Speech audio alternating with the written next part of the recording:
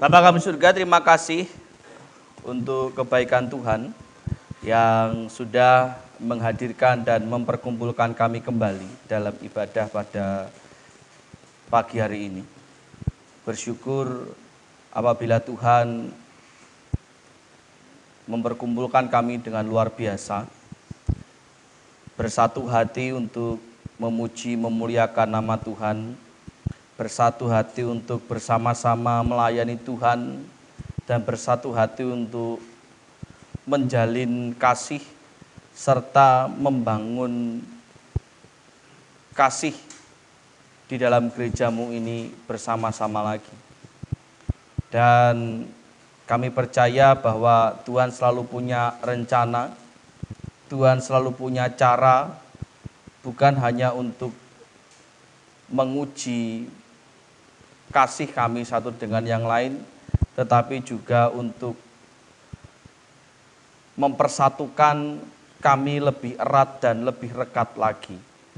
Karena bagaimanapun juga bahwa bertumbuh dan berbuah bersama jauh lebih baik dan jauh lebih indah, serta hamba-Mu yakin jauh lebih menyenangkan Tuhan dari segalanya.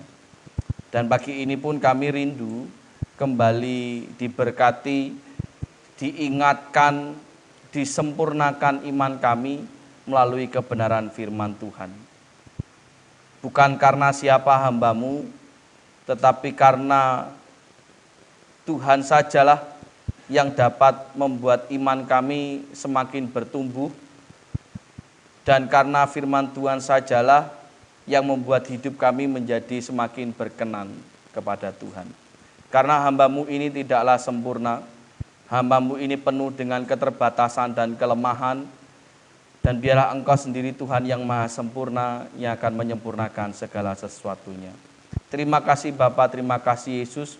Waktu kami selama beberapa menit ke depan untuk belajar bersama-sama firman Tuhan, kami serahkan ke dalam tangan kuasa-Mu. Ketuklah hati kami, bukalah pikiran kami untuk dapat menerima setiap kebenaran firman Tuhan dengan penuh sukacita dan bertanggung jawab. Dan hanya dalam nama-Mu Tuhan kami Yesus Kristus, Tuhan dan Juru Selamat kami, hidup kami berdoa dan mengucap syukur. Amin.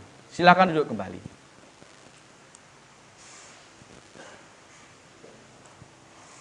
Shalom. Selamat pagi. Sehat?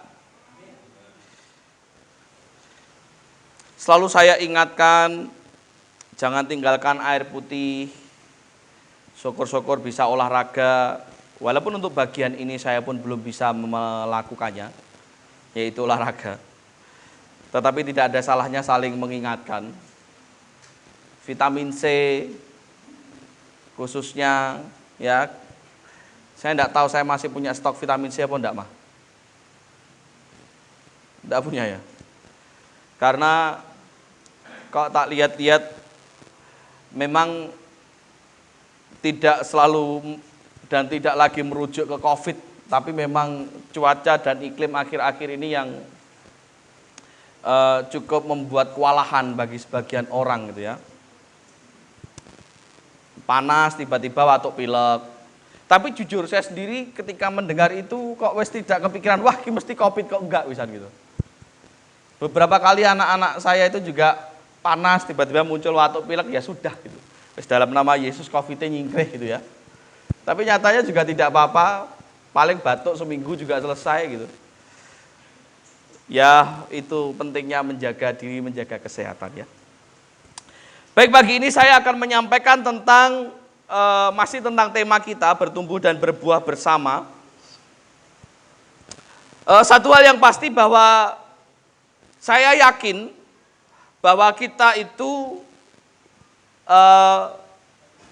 Gereja Baptis Kembang Arum itu sedang dipersiapkan untuk menjadi mandiri. Yang saya percaya tidak hanya mandiri secara organisasi, tidak hanya sekedar formalitas mengubah nama cabang menjadi gereja induk gitu. Tetapi saya pun percaya bahwa setiap kita pribadi lepas pribadi itu juga sedang dipersiapkan untuk mengarah kepada kemandirian atau kedewasaan itu. Maka tentu ini bukan perkara yang mudah. Kalau hanya sekedar mengubah nama, mengorganisasikan nama, itu saya pikir ya masih bisa kita capai lah gitu loh. Secara dana pun juga masih kita bisa hitung-hitung lah, tergantung berapa yang akan diundang begitu. Masih bisa kita minimalkan segala pengeluarannya secara biaya. Tetapi yang menjadi persoalan atau yang menjadi pemikiran kita bersama seharusnya adalah bagaimana setiap kita, bagaimana setiap jemaat, bagaimana setiap pelayanan juga turut mandiri dan dewasa seiring berjalannya waktu. Dan memang ini bukanlah proses yang mudah, karena di dalamnya pasti akan melewati banyak ujian, banyak tantangan, dan banyak halangan. Itu pasti akan terjadi, karena saya selalu berpikir begini, saya percaya bahwa segala tujuan baik, ya, segala tujuan baik, segala cita-cita yang baik, itu pasti akan mengalami sebuah proses di mana proses itu tidaklah mudah. Akan selalu ada tantangan, akan selalu ada ujian di dalamnya. Karena saya juga selalu percaya bahwa Tuhan kita bukanlah Tuhan yang instan. Tuhan kita pun tidak suka yang instan. Maka kalau kita berbicara kemandirian dan kedewasaan, Tuhan pun tidak suka yang instan. Sebab itu mari kita berproses bersama gitu. Melewati setiap ujian, melewati setiap tantangan ini pun juga bersama-sama. Nah, pagi ini kita akan mengenal apa saja yang menjadi penghalang di dalam proses pertumbuhan itu sendiri. Kalau bertumbuh secara pribadi saja sudah susah, apalagi kalau kita berbicara tentang bagaimana kita bertumbuh bersama-sama. Itu menjadi tantangan yang levelnya 2 kali lipat gitu loh, dibanding bertumbuh secara mandiri gitu. Apa-apa saja yang menjadi penghalang itu kita akan pelajari bersama-sama dalam nats kita pagi ini yang terambil dari kitab Kolose pasal yang ketiga.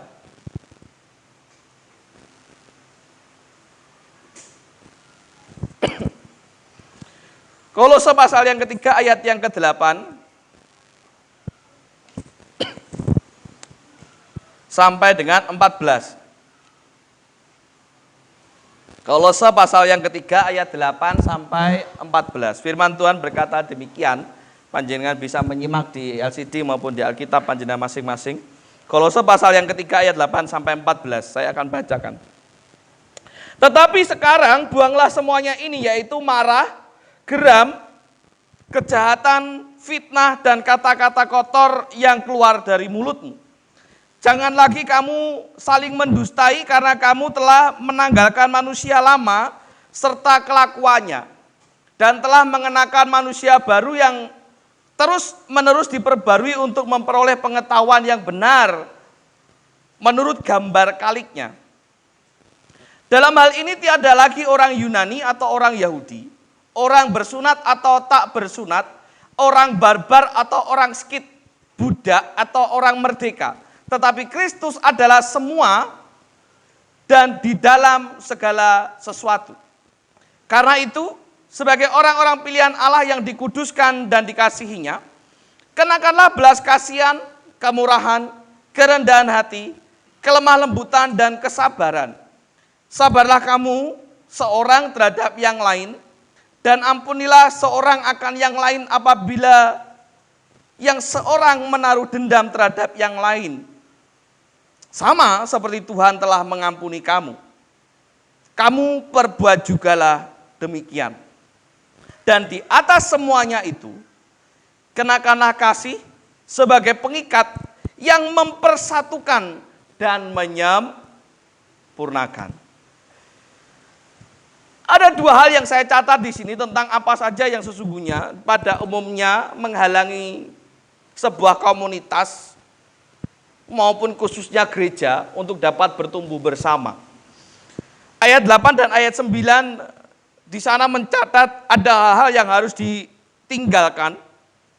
Kemarahan, geram, fitnah, kejahatan, dusta, kata-kata kotor, dan sebagainya. Artinya ketika ada hati yang tidak bersih, ketika ada hati yang tidak bersih, di situ akan terjadi kegagalan atau minimal keterlambatan di dalam mencapai pertumbuhan. Baik secara pribadi maupun di dalam komunitas ataupun kelompok ataupun gereja. Ketika ada hati yang tidak bersih, maka di sana akan terjadi kesulitan untuk dapat bertumbuh. Karena ada hati yang belum benar bersih. Mengapa demikian? Karena hati yang bersih ini menjadi syarat paling penting untuk mengerjakan atau mencapai segala sesuatu di dalam Tuhan. Hati yang bersih ini menjadi salah satu syarat untuk dapat mencapai, mengerjakan segala sesuatu di dalam Tuhan. Maka kalau kita berbicara mau bertumbuh bersama, ya syaratnya kudu resik. Resik atine. Kemarin Jumat di dalam PA atau dalam Alkitab ketika membahas Matius pasal yang kelima, salah satu ayatnya di ayat yang ke-23 waktu itu berbicara tentang persembahan, bahwa ketika seseorang mempersembahkan tetapi hatinya masih ganjel dengan saudaranya, maka tinggalkan dulu persembahanmu dan selesaikan dulu urusanmu dengan saudaramu, baru kemudian datang lagi untuk mempersembahkan. Nah di sana ada diskusi bahwa persembahan itu harus diberikan dengan hati yang bersih, hati yang clear dulu. Kalau ada ganjalan harus diselesaikan dulu dengan saudaranya. Minimal minta maaf, salah ataupun tidak salah. Pak, bagaimana kalau mereka tidak memaafkan saya? Ya itu urusannya mereka, itu urusan kebersihan hati mereka. Tetapi kita secara pribadi kita sudah clear, kita sudah bersih, kita sudah tidak ada ganjalan. Bukan hanya persembahan secara materi, tetapi di dalam pelayanan pun juga demikian. Mempersembahkan hidup, mempersembahkan jiwa dan raga untuk melayani. Sempat ada kesaksian. Kira-kira pernah enggak ketika mau pelayanan, apakah itu MC, singer, atau mempersembahkan pujian? Berangkat dari rumah itu ayel-ayelan, minimal rebutan kamar mandi, jadi jengkel berangkat ke gereja. Nyaman enggak hatimu ketika mempersembahkan itu? Tidak, Pak. Nah ya itu minimal. Gak usah berbicara masalah berkat. Pelayanan kita jadi berkat atau tidak, persembahan kita jadi berkat atau tidak, diterima Tuhan atau tidak, itu urusannya Tuhan. Tetapi minimal kita bisa merasakan ketidaknyamanan, ketidakdamaian di dalam hati ketika kita mempersembahkan segala sesuatu untuk Tuhan, apapun itu bentuknya, hati ini urung damai. Itu gak akan nyaman. Sebab itu bersihkanlah hatimu terlebih dahulu. Buang segala kemarahan, buang segala benci, buang segala segala sesuatu yang buruk di dalam hati, buang saja dulu. Tinggalkan itu dulu. Berarti engkau balik omah dijuguk meneh Pak, jadi ditinggalkan ya dibuang gitu. Jangan lagi kenakan itu gitu. Karena itu sesungguhnya yang menghalangi kita untuk terus bertumbuh tuh ya itu. Lah kalau mbok ambil lagi ya tetap gak akan bertumbuh gitu. Pak Repto misalkan nandur jenengan sekarang lagi nandur apa Mbak Kung? Pare ya. Dek pare itu ada ulernya enggak sih? Ada ya. Pengennya parenya bertumbuh, berbuah baik. Terus tiba-tiba ada uler. Apa yang jenengan lakukan? Tentu diambil dibuang. Terus setelah itu diambil lagi taruh lagi. Percuma gitu kan. Itu sebabnya ketika hati itu tidak bersih, buanglah segala sesuatu yang membuat hati itu tidak bersih. Dan aja diambil lagi, ya harus dibuang supaya bertumbuhnya itu benar-benar sehat. Begitu loh, paham maksud saya? Ada seorang jemaat yang berkata kepada saya, menyampaikan kepada saya, atau mungkin jenengan sudah mendengar ini dari jemaat tersebut, bahwa ibarat badan ini perlu mandi, perlu dibersihkan. Jenengan rekor berapa lama tidak mandi? Mau ake-akean karo aku? Minimal sehari sekali mandilah. Sore atau piye mandilah minimal gitu. Kalau sikat gigi beda lagi ya, sikat gigi takut tidur sikat gigi, tapi mandi. Tapi ada saat di mana kita pasti tidak mandi selama beberapa hari, misalkan ketika sakit. Berita kemarin berapa hari tidak mandi selama sakit? Ada sebulan? Enggak ada toh? Enggak ada. Berapa minggu? Hitungan minggu ya? Enggak, sebelum akhirnya mandi. Setelah berapa lama? Seminggu? Seminggu. Rasanya piye Mbah Di? Ora enak gitu ya. Apa benar tubuh itu terus mengeluarkan keringat gitu. Ya kan? Begitu mandi piye rasanya Mbah Di? Wah, enteng seger gitu kan. Nah, tubuh itu memerlukan mandi, tubuh itu perlu dibersihkan supaya ada kesegaran, supaya ada sesuatu yang baru, yang baik. Nah, jemaat ini berkata kepada saya, begitu juga dengan iman, Pak. Iman itu perlu dibersihkan, perlu dimandikan. Supaya plong, supaya enteng untuk melakukan segala sesuatu. Nah, caranya bagaimana? Salah satu caranya ya dengan ibadah, mendengarkan firman Tuhan, memuji Tuhan. Itu caranya mandi. Memandikan hati gitu. Halek badan gampang dimandiin, hati piye? Ajenengan lah mungkin buka terus kocori selang kan nggak mungkin gitu. Ya salah satu caranya itu. Kadang ya dikosoki. Ya tau apa meneh lek wis pirang-pirang dina ra adus gitu kan nyuwun sewu bolote rada lumayan gitu kan. Kan lak cukup mau karo sabun tok. Rada karo dikosoki. Kadang ya apa kek karo sikat kek karo apa lek wis kadung ngetel banget. Emang ada.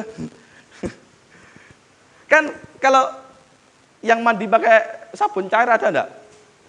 Ada, kan ada busanya toh. Itu kan rada kasar-kasar piye gitu kan. Itu gosok. Rasanya piye? Ya perih kadang, wong itu jala-jala kasar gitu loh. Nah sama, ada kalanya firman Tuhan ini mungkin mengena, menyinggung, rasanya sakit, menyakitkan. Ya mungkin ya kotorannya sudah terlanjur rodok ngetel.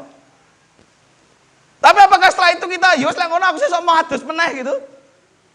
Ya salah, mandi itu harus terus gitu ya. Ngerti yang ngono ra adus ya Bu. Jebule adus dikosoki ya lara kabeh, perih kabeh gitu. Apa benar saya ngosoki Pak Repto jan. Tapi malah lebih lembut ya Bang. Lembut bener.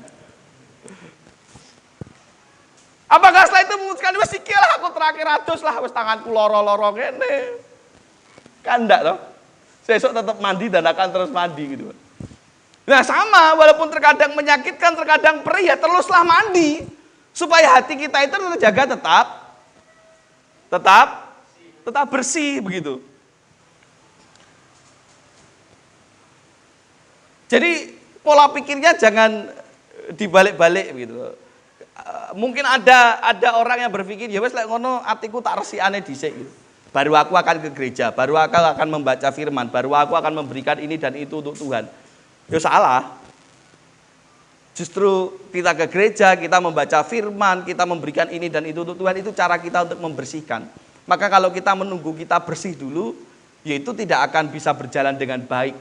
Atau bahasa singkatnya ya nggak akan mungkin terjadi gitu. Jadi sambil berjalan, sambil berproses, sambil membersihkan diri, membersihkan hati. Makanya ketika kemarin dalam diskusi PA gitu, membahas tentang persembahan, terus kemudian harus membersihkan diri dulu, membersihkan hati dulu. Berarti apakah dengan demikian kita tidak usah persembahan dulu lah? Kita sepenting resik hati saya, ya salah juga. Gitu loh. Kenapa pola pikirnya tidak dibalik gitu loh? Piye caranya saya mau cepet-cepet ngeresik hati ben aku layak lagi mempersembahkan ini dan itu untuk Tuhan gitu. Kan harusnya itu yang terjadi gitu. Jadi ini pentingnya bagi kita untuk membersihkan hati, karena kalau tidak ini menjadi penghalang. Baik secara pribadi, pertumbuhan iman secara pribadi maupun di dalam komunitas jemaat secara umum. Kalau jenengan punya klub apa kayak Yuda ki duwe klub truk. Nggak duwe dah. Klub truk, komunitas truk atau apapun itu. Ketika ada satu atau dua anggota yang atine ora resik, senengane fitnah, tentu itu tidak akan membuat nyaman. Ya toh, di komunitas itu. Nah, apakah orang ini harus disingkirkan? Enggak, piye carane resik ono bareng-bareng. Didusi. Kalau perlu didusi. Loh, ini secara lahiriahnya begitu gitu ya.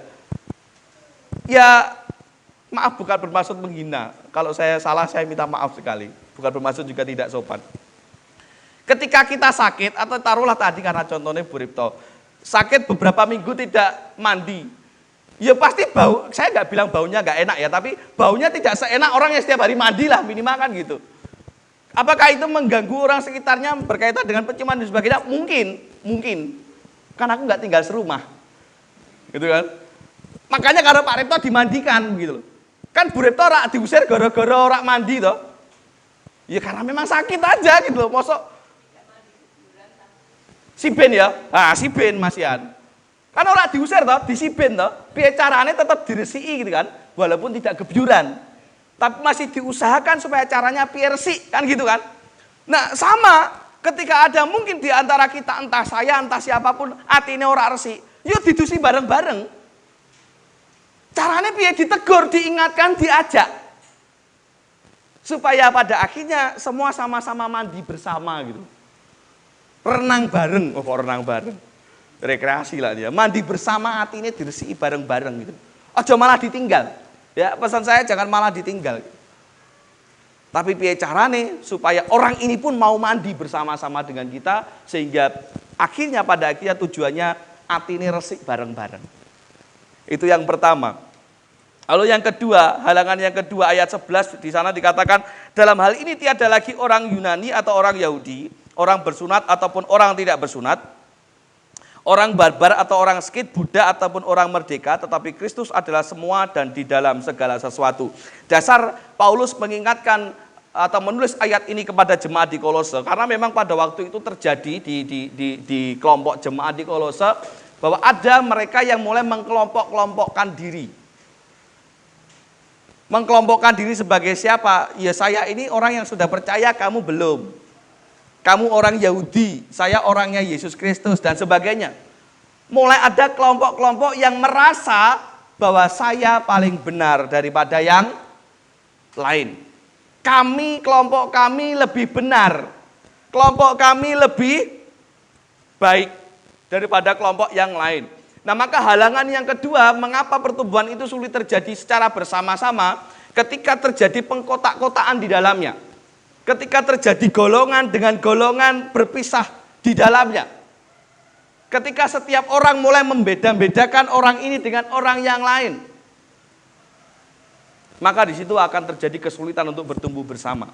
Nah, saya bersyukur ketika itu tidak terjadi di Kembang Arum dan semoga jangan. Ya, amin. Tidak ada kelompok-kelompok di Kembang Arum dan jangan pernah ada. Dan pertahankan itu sebagai ciri khas kita. Bahwa Kembang Arum itu satu suara, satu kelompok, satu tubuh. Amin. Jadi kalau kemarin minggu kita belajar tentang tidak ada yang sempurna begitu. Sebab itu janganlah saling menghakimi. Satu dengan yang lain bahwa saya lebih benar dari kamu, kamu siapa dan sebagainya. Supaya tidak terjadi gap, supaya tidak terjadi kelompok. Kan nggak lucu ya, ibaratnya ada rumah di dalam rumah. Piye? Paham maksudnya enggak? Jenengan pernah mendirikan rumah di dalam rumah enggak? Atau pernah lihat orang mendirikan rumah di dalam rumah? Tapi bisa kebayang ya, ada rumah di dalam rumah, kan lucu Pak. Kalau ruangan di dalam rumah, nah itu masih masuk akal dan memang harus begitu. Satu rumah dibagi beberapa ruangan, sesuai fungsinya. Karena bagi saya, makna satu tubuh di dalam Kristus itu seperti itu. Ada satu tubuh, ada satu rumah dibagi beberapa ruangan seperti fungsinya, sebagaimana fungsinya gitu loh. Pada kayak satu tubuh dibagi-bagi, tangan fungsinya untuk ini, kaki fungsinya untuk ini dan sebagainya. Tapi kalau ada rumah di dalam rumah, jangan bayangkan ada tubuh lain di dalam tubuh kita. Nah, piye itu bentuknya? Lucu kan? Aneh kan? Gak mungkin terjadi. Gitu. Pengkotak-kotaan itu seperti itu. Ketika ada rumah di dalam rumah. Maka segala sesuatu harus kembali disatukan. Nah kalau ini belum terjadi, maka sebab itu saya sampaikan jangan sampai terjadi. Ya, jangan sampai terjadi di dalam persekutuan kita. Karena bagaimanapun juga pengkotak-kotaan ini atau pengelompokan-kelompokan ini yang menyebabkan gereja atau apapun komunitasnya susah untuk bertumbuh. Ada di sini yang tergabung dalam komunitas apapun itu. Pencinta bunga kayak, pencinta opo kayak. Ada? Selain Yuda, Pak Didi tergabung dalam komunitas apa, Pak?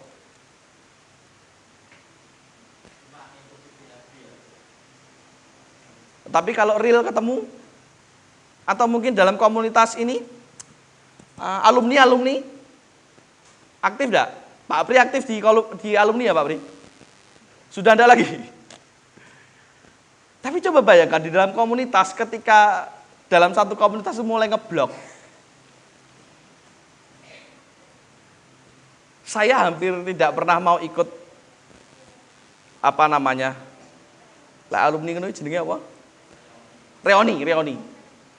Khususnya reoni SMP SMA ya. Selain karena jauh, sekali dua kali saya pernah ikut dan rasanya tidak nyaman karena ngeblok.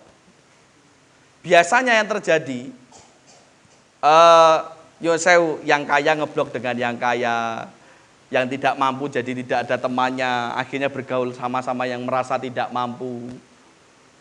Kadang berdasarkan agama, agama ini itu terjadi, itu real gitu loh. Dan pada akhirnya menimbulkan ketidaknyamanan. Ya akhirnya reuni itu lama-lama menjadi sepi dan enggak tahu sekarang saya enggak dengar lagi kabarnya ada reuni SMP atau SMA saya. Kenapa? Karena ada pengkotak-kotaan di sana. Mulai ngeblok. Jadi untuk pertumbuhan ke depannya ya tidak baik gitu. Maka kalau ada alumni yang bereuni, iso akhirnya bisa guyup. Walaupun sebelumnya ketika sekolah mungkin musuhan gitu ya. Kan ada tuh anak-anak sekolah gitu, tapi ketika mulai reuni, mulai guyup gitu. Bahkan yang mampu membantu, yang tidak mampu atau yang kurang mampu, yang beruntung membantu, yang kurang beruntung. Nah itu bagus.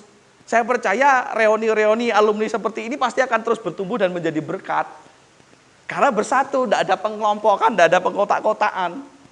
Berbeda cerita kalau mereka mulai terbagi ke dalam beberapa golongan begitu. Nah, pasti akan terjadi pertumbuhan yang tidak sehat. Oleh sebab itu, jika satu bertumbuh, maka yang lain pun juga harus bertumbuh. Caranya salinglah mengajak dan mempengaruhi di dalam kebaikan. Tidak ada yang lebih benar di antara kita, tidak ada yang lebih baik di antara kita. Baik saya maupun panjenengan, siapapun itu, baik ketua perancang, ketua pansus, ataupun semuanya, sama-sama saling berproses, sama-sama saling bertumbuh, sama-sama saling membutuhkan satu dengan yang lain. Ya toh? Tanamkan prinsip itu di dalam hidup kita, di dalam persekutuan kita, khususnya di Kembang Aru. Saya tidak akan bisa bertumbuh tanpa adanya Pak Pri, tanpa adanya Mbak Elsa, tanpa adanya Pak Repto dan semuanya. Karena kita saling berproses, saling membentuk satu dengan yang lain. Begitu juga dengan Pak Eko tidak bisa bertumbuh tanpa adanya Pak Bayu, tanpa adanya Pak Didi Prastowo, tidak bisa. Semuanya saling terikat, saling melengkapi satu dengan yang lain.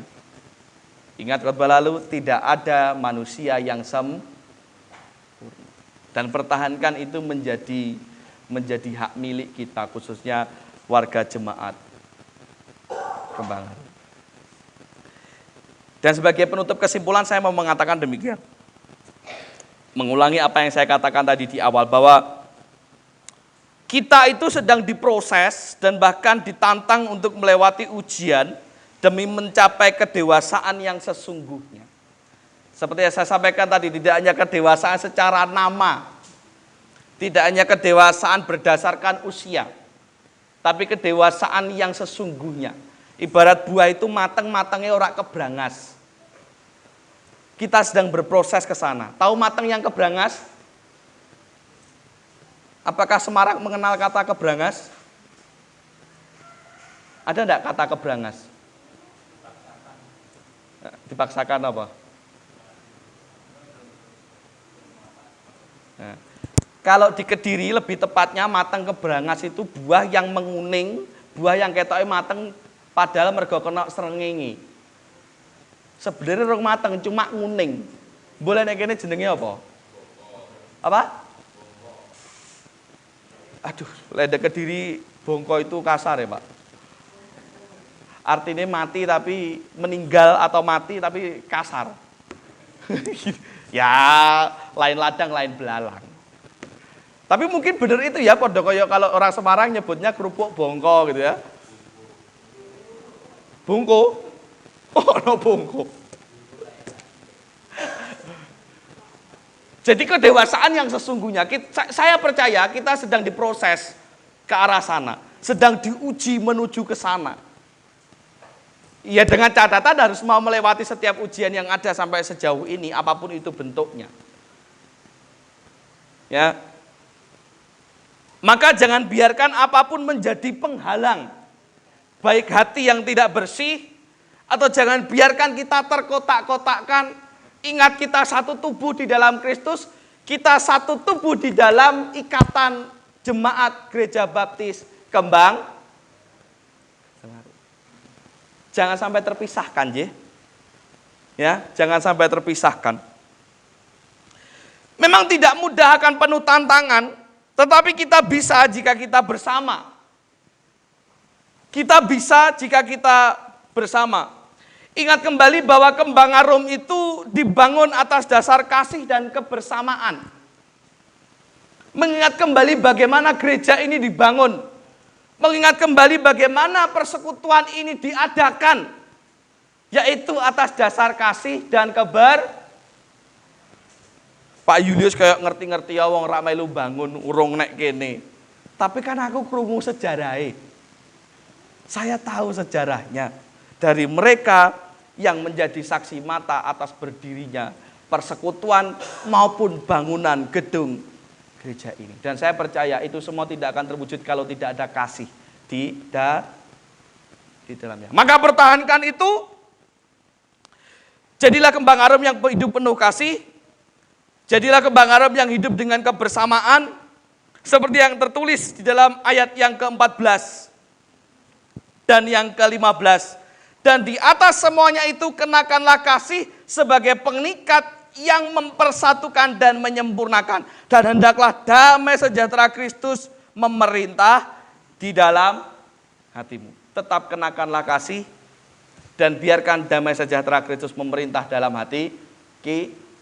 Jangan beri ruang kepada kemarahan, jangan beri ruang kepada sakit hati, jangan beri ruang kepada kebencian, jangan beri ruang kepada iri, jangan beri ruang kepada setiap kejahatan apapun itu bentuknya.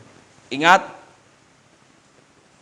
Kembang Arum dibangun atas dasar kasih dan kebersamaan. Dan kita pertahankan, kita bertumbuh atas dasar kasih dan kebersamaan. Itu juga. Kita bisa kalau kita